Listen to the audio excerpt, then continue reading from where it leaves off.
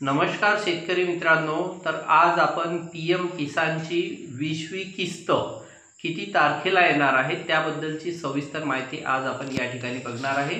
तर बघा, पीएम किसानचा जो हप्ता आहे हा तुम्हाला 1 जून या तारखेच्या नंतर तुम्हाला मिळू शकते, 1 जून किंवा 2 जून।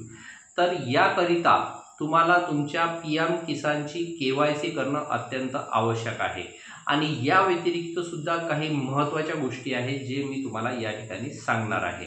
परंतु त्याआधी जर तुम्ही चॅनलवर नवीन आले असाल तर चॅनलला सबस्क्राइब करा आणि मित्रांनो इतर लोकांना सुद्धा शेअर करा आणि व्हिडिओ जर तुम्हाला आवडला असेल तर व्हिडिओला लाईक करा आणि असेच व्हिडिओ आपल्या या चॅनलवर नवनवीन व्हिडिओ आपण या ठिकाणी टाकत असतो तर तुम्ही कमेंट अवश्य करा। कमेंटमध्ये तुम्ही आम्हाला कुठलाही क्वेश्चन विचारू शकता।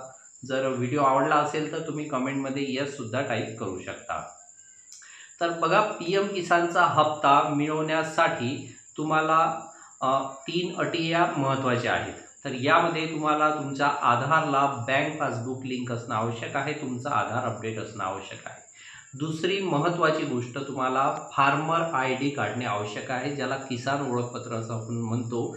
प्रत्येक नेट कॅफेमध्ये किंवा आपले सरकार सेवा केंद्रावर फार्मर ID काढणं आवश्यक आहे, परंतु बऱ्याच शेतकऱ्यांनी फार्मर ID काढलेला नाही आहे। लवकरात लवकर फार्मर ID काढून घ्या, तरच तुम्हाला पीएम किसान योजनेचा हप्ता मिळेल।